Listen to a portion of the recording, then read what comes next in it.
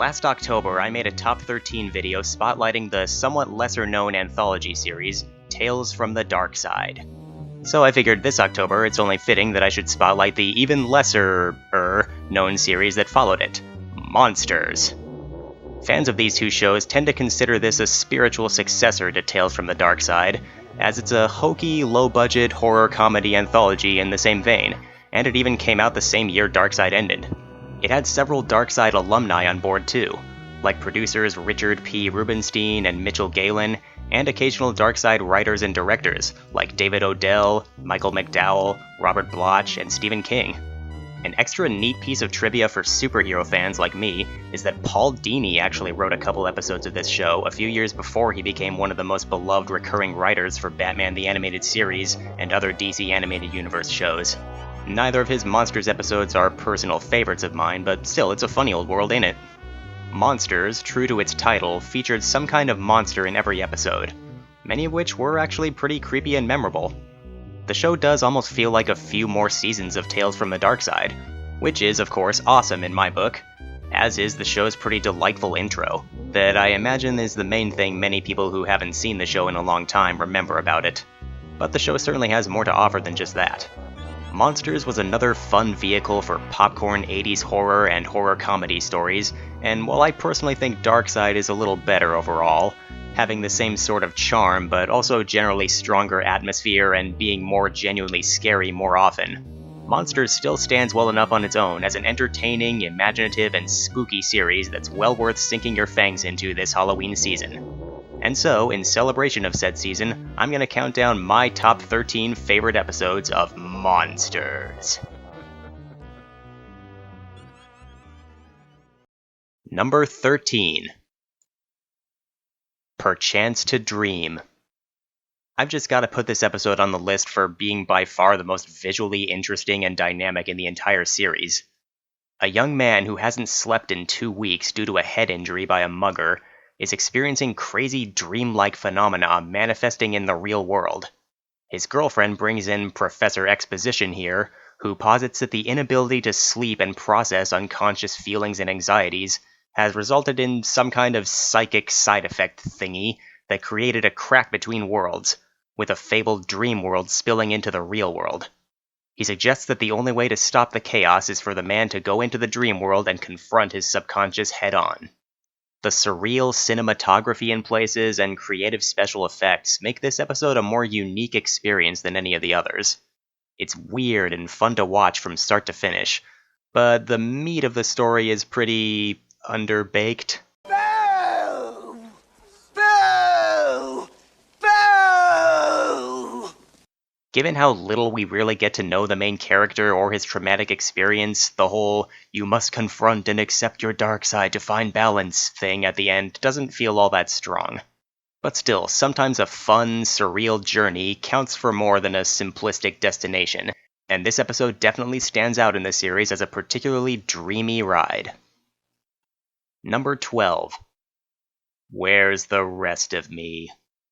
Meatloaf stars as a doctor who's invited 3 wealthy friends over to his home to let them in on a unique and gruesome business proposition. Over the years, each of his guests have benefited from body part transplants by the doctor, and it turns out those parts were all from the same donor, a dead man he keeps in the basement. He's created a serum that in small daily doses can keep a dead body and its organs fresh and ripe for harvesting. As such, one body can go a long way and keep going until there's nothing left to take. This miracle serum even somehow renders the organs perfectly compatible with whomever they may be transplanted into. If that wasn't ridiculously convenient enough, we see that it can work even greater wonders in larger doses. As these greedy, unscrupulous fat cats gush and squabble about all the financial and personal ways they're going to profit from this discovery, their involuntary organ donor downstairs gets up and starts to pick each of them off. With a South American military revolution going on outside, they're trapped in Dr. Meatloaf's House of Horrors, as this vengeful zombie just gets stronger the more serum he takes and the more pieces of his body he takes back. An enjoyably morbid little story about a bunch of snooty, horrible people who got all they have by making dirty deals and exploiting others, finally giving something back to the common man. Number 11. Habitat. This episode is a one-woman show starring a young Lily Taylor. Her character agrees to partake in a secretive experiment where she must live alone in a strange facility with no way out and absolutely no human contact for 9 months. But if she can do it, she'll get all the money she could ever need. She's pretty confident and determined at first, but of course just a couple months of isolation and all the regimented daily routines forced on her by her unseen hosts start to take their toll. She becomes desperate for some kind of communication, some explanation for why she's really being put through this, even just a simple friendly hello. But all she gets is more puzzles and activities to work on, more obstacle courses to go through just to reach other rooms in this facility, and more doubts about just how long she's really been here, despite her efforts to count the days. Just who are her overseers, really? Do they ever really intend to release her? Why are they conducting this experiment in the first place? The answer at the end isn't anything mind-blowingly unpredictable, but this setup and the compelling performance at the center are the real appeal, as Taylor goes from a reasonably healthy, savvy young woman to a cripplingly isolated prisoner, paranoid and constantly talking to herself, or rather those watching her. And you can feel the confusion, distress, and hopelessness right along with her. Good stuff. Number 10. The Farmer's Daughter. On a stormy night in the middle of nowhere, a traveling salesman takes refuge for the night in a farmhouse, home to an eccentric old couple and their mysterious daughter who lives upstairs. The father don't take kindly to salesfolk in these here parts, boy, but they do agree to let this seemingly upstanding gentleman sleep upstairs, so long as there's a modesty curtain separating him from the daughter. However, as he talks with the alluring silhouetted lady, he quickly becomes infatuated with her. Maybe there's some supernatural seduction going on, maybe he's just that pent up from traveling alone for so long, maybe a bit of both, but he wants her desperately enough that she even gets him to agree to marry her, on the condition that he mustn't touch her outside of a loving kiss. He, of course, makes that very mistake, and discovers to his horror what his bride-to-be really is under the beautiful surface, and just how long she's been waiting for someone to love her for who she is underneath. The dark, stormy, remote setting, and the way they present the obligatory monster of the episode make for one of the more grotesque and suspenseful final acts in the show. And if you thought shotgun weddings were a bit much, wait till you see how this countryside family deals with suitors. Number 9.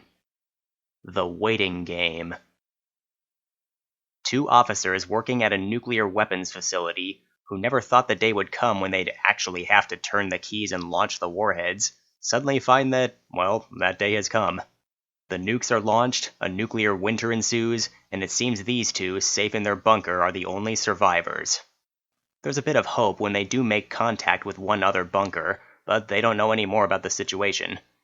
As they pass the time getting to know each other and bonding over having lost everything, both groups begin seeing and hearing activity outside in what should be a totally dead radioactive environment. Over time, curiosity and desperation leads one by one of the officers to venture outside, and as expected, the ones still inside don't hear back from them. Until they do. These people who should be done for come back and knock on the door, calmly asking their friends to let them and all the other survivors inside. Who are these survivors? Why do they want in so badly? And how are they still alive out there? Well, let's just say that alive might not be quite the right word for them now. Number 8. A Face for Radio. A radio show host routinely brings in people with outlandish stories. People who claim to be psychic, alien abductees, time travelers, that kind of stuff. Basically just so he can mercilessly debunk and make fun of them on the air. But of course his approach becomes a bit more schmoozy when an attractive woman comes in, claiming to have been abducted by aliens, and come back with a creation by said aliens that can rid humanity of evil. Even when the host sees the pretty freaky creature she has with her, he's unshaken and still has to be an asshole about his skepticism and his primary interest in getting this woman to bed. Nevertheless, she explains that the alien creature feeds on the most hateful of people, but humanely, only if they volunteer. And with this guy's nasty attitude and ego, what better dare to tempt him with on live radio? This one has a bit in common with the Tales from the Dark Side episode The Devil's Advocate, with both starring cynical, mean-spirited radio show hosts who use their platforms to degrade and abuse people, only to get their comeuppance. I like The Devil's Advocate more overall, but if you wanted to see an even more unsympathetic, loathsome central character than that story had, look no further. This guy used his girlfriend to get where he is, keeps blatantly hitting on this woman right in front of his girlfriend, and he even has a harrowing, brutally honest monologue about what a power trip his job is.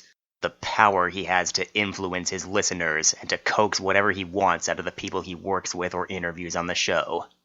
Come to see that cool, grody alien Lizzie fetus, stay to see just what becomes of this cruel, lecherous bastard. Number 7. The Legacy. A man is trying to write the perfect book about a legendary film star, Fulton Pierce, whom we see as clearly an analog for real-life classic horror icon Lon Chaney, with the episode referencing his roles in The Hunchback of Notre Dame, The Phantom of the Opera, and even the lost film London After Midnight. Like the original Man with a Thousand Faces, Pierce was renowned for his iconic, outlandish characters, and just how brilliantly and frighteningly he was able to not just portray, but truly inhabit them. The aspiring writer obsessively seeks to crack the secret of how the late Pierce worked his acting magic, moving into the man's old house, interviewing his still-living wife, and finding a peculiar mirror he owned. The writer keeps the mirror close as he tries to figure the secret out day after day with little success for a while, and begins to even see some of Pierce's most famous and sinister characters mysteriously appearing in the mirror. The more he begins to understand how Pierce really brought his characters to life so chillingly, the more he sees those spooky faces staring back at him in the mirror, and loses himself to the idol's unique brand of, let's say, extreme method acting. A neat little tribute to the late great Lon Chaney, and an interesting tale of a small man obsessing over a dream, driven both by the honest passion for a great man's story, and by another more selfish, petty reason he eventually admits to, all at the cost of everything else in his life he should have valued more. Perhaps if you gaze too long into your heroes will also gaze into you. Number 6. The Moving Finger. As far as I can tell, this is the only Monsters episode that's based on a story by Stephen King, which certainly makes it a highlight, as well as having one of the most bizarre premises and bloodiest final acts in the series. Basically, a man starts seeing a human finger poking out of his bathroom sink. A freakishly long, flexible finger that understandably freaks him out, but when his wife uses the bathroom, she doesn't see anything unusual at all, making the man wonder if he's just going crazy. His increasing anxiety about the finger and its distracting appearances whenever he tries to use the bathroom drive him to try to get rid of it once and for all. After neither a cork nor deadly chemicals work, he resorts to drastic measures. The guy just gets more and more obsessed and unhinged in his need to rid himself of this one-of-a-kind house pest, and it's all the more entertaining with the tone of the episode. The bewildered awkwardness of our somewhat unreliable hero, the hokey music that always accompanies the finger, and the delightfully demented last few minutes of the episode.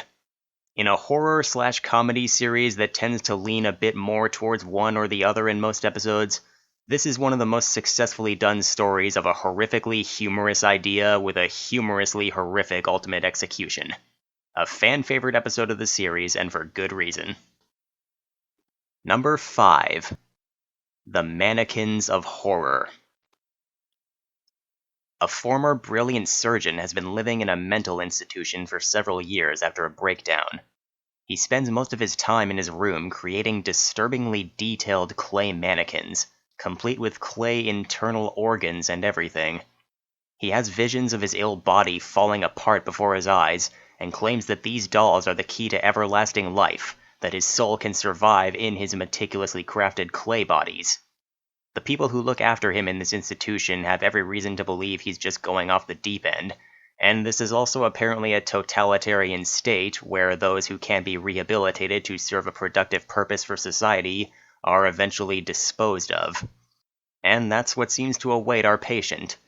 Unless there's actually something to his ravings about surviving through his clay creations, and maybe getting some payback through them too. I love horror stories that take place in mental hospitals or gothic asylums.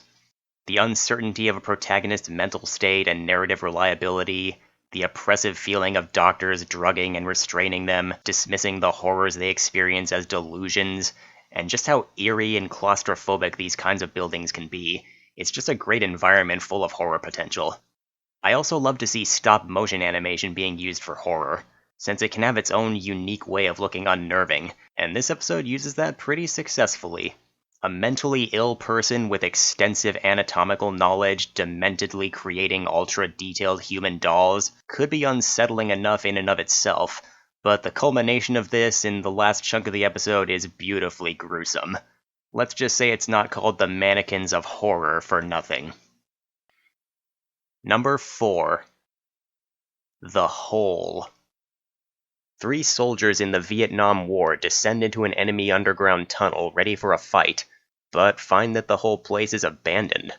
No resistance, no ambush, barely any booby traps, and all the essentials that the enemy surely would have taken with them if they had just evacuated the place are still lying around.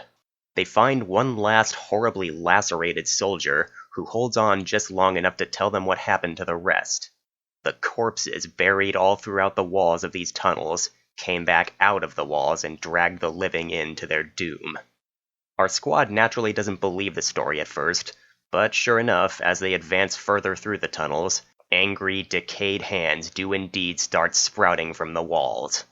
With the undead ready to strike at them from virtually any direction, the battle fatigue and abject horror of the situation getting to them the longer it goes on, and the tunnels never seeming to end, they are truly surrounded in enemy territory in ways they never would have imagined. A sweaty, tense, close-quarters environment with zombies stalking you from inside the walls all around you, and no light at the end of either the proverbial or literal tunnel.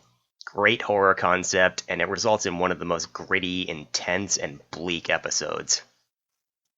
Number 3. The Match Game. A bunch of teenagers, one played by Ashley Lawrence from the Hellraiser movies, go to a supposedly haunted house to have some fun playing a scary story game. Each of them lights a match, tells part of the story, and when the match goes out, the next person lights a match and continues where they left off. They're all supposedly making the story up as they go along, but when one guy gets his turn, he tells it in a very detailed, lurid manner, almost like he's in a trance, describing something he's actually witnessing before his eyes rather than just making up a story. As they continue to build on this story of a spurned man who was mutilated in an accident and drowned himself in the nearby pond, lo and behold, a mutilated zombie rises from the pond and lumbers over to the house. And yes, this supposedly fictional monster does wreak some very real havoc on these teens. The setup, shadowy, foreboding atmosphere, and kind of dumb but not unlikable teenage heroes make this one really feel like an episode-long supernatural slasher flick, and it's great. The scary storytelling game they play builds up a great mood, and when it all starts coming to life and threatening them, it's as legitimately creepy and suspenseful as a decent horror movie from around the same time. The ending feels a bit too easy and abrupt, but the majority of it still really holds up as one of the most memorable, atmospheric, and honestly scary episodes of the show. Number 2. The Space Eaters. On a stormy night, a doctor living in an island fishing village is shooting the shit with his old chess buddy, talking philosophy and stuff, when a crazed villager stumbles into the house, in horrible pain and apparently being chased by something unspeakable outside. He has a peculiar crater-like hole in his head, and the doctor's x-ray shows that His brain is gone. Fortunately, it's not quite as ridiculous here as it was in that story. Or at least the mysterious, cosmic horror angle makes it a little easier to accept the idea here. The two gentlemen come to realize that this man, and presumably everyone else in the village, has had their brains somehow transmitted from their heads to somewhere else, and their bodies are now empty puppets that whatever alien entity that took their brains can control at its whim. And said entity is lurking upstairs right now, coming for them next. They're up against something that can travel across galaxies, create storms, suck brains out, and if they can't stop it tonight, it's surely not going to end its harvesting with just this island. With the classy, eloquent gentleman heroes, the eldritch, otherworldly forces they're dealing with, the tentacles and ominous appearance of the alien, and the reflective discussions of just how little their knowledge as humans amounts to in the face of beings so far beyond them, it all makes this episode easily the most Lovecraftian in the series, which I'm always a sucker for, and I admit that helped it earn such a high spot on my list. A low-budget B-movie style alien invasion story, and a mortifying tale of inescapable cosmic horror, The Space Eaters is a deliciously haunting standout of the series. Blech. Blech? Giant eyeballs. Creepy. As always, with list videos like this, before we get to my number 1 episode, here are some others that I really like, that almost made my list, and that I still totally recommend. I want to direct. What is it with you guys? Everybody wants to direct.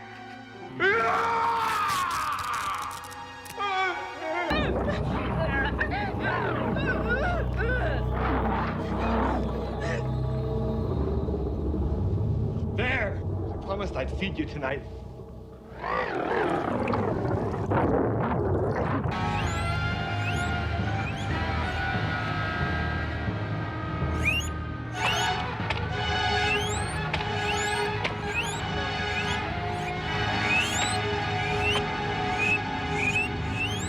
If you're a vampire, where do you go?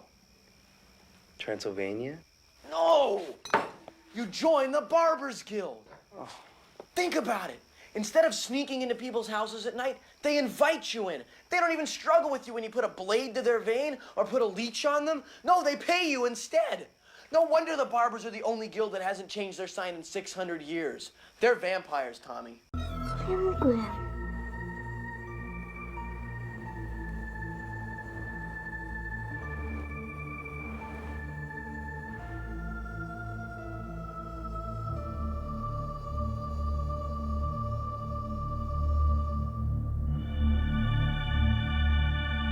Little Ray.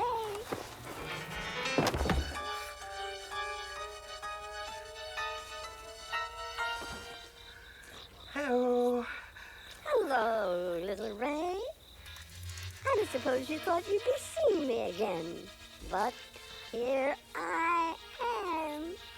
You know, I do make a fine-legged turkey. Let's see how. Gobble, gobble, gobble, gobble, gobble, gobble.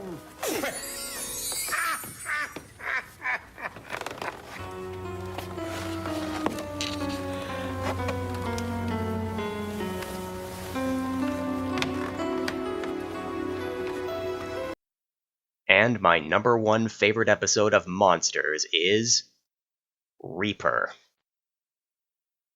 Is this the scariest episode? No. The funniest? No. Does it have the most spectacular monster effects of any episode? No. But in my opinion, this episode has got to be one of the most perfectly executed stories in the entire series. A cantankerous old man in an assisted living facility resents pretty much everything now that his days are numbered. But when death itself comes to take him, he desperately pleads for some kind of deal to save himself. Luckily, if various other tales throughout history are any indication, Death loves to make deals. It so happens that Death has a quota that he sometimes falls behind on, so when he's short, he'll call upon this man to deliver the freshly dead souls he needs. As long as our old man complies with this, he gets to keep living. But how long can he keep living with the cost, especially when the kills he arranges unexpectedly happen to the wrong people, or result in other unforeseen misfortunes? Despite this burden on his conscience, this arrangement with Death does result in the sickly old man vastly improving in health and disposition, and even begins to form a romance with his sweet and charmingly sharp nurse. But of course, death eventually comes again, demanding a price he may not be able to afford. This is a great, simple story of a bitter, regretful old man trying to postpone the inevitable at any cost. At first, just for himself, but then also to live with someone he's come to love and who makes him appreciate life more than ever. Like I said, this episode, one based on a Robert Bloch story, is just perfectly done. The premise, the writing, the acting, the tone, the twist at the end, it all just really works. Despite what the old man does to extend his own life, we still kind of want to see it work out for him and his new love, because she's such a likable person, and he sincerely wants to start over and make the most of his second chance at life. Tales of mortals bargaining with death are timeless and done to death, pun obviously intended, but that's just because it's such a universally compelling idea. And this one still manages to be entertaining, emotionally investing, and ends on one of the few twists in the series that actually took me by surprise, while also being so dementedly fitting. Probably not the most popular choice, but for all these reasons and more, Reaper is my #1 favorite episode of Monsters. In the end, this show may not be quite as good as Tales from the Dark Side, which already isn't for everyone, but I definitely do recommend it if you are a Dark Side fan, or just enjoy sometimes campy, sometimes genuinely creepy Creature of the Week shows from around this time. And hell, if you've kept watching all the way to the end of this video, you can probably already tell if it's for you or not. Anyway, that's my top 13 Monsters episodes. What are your favorites? Let me know in the comments.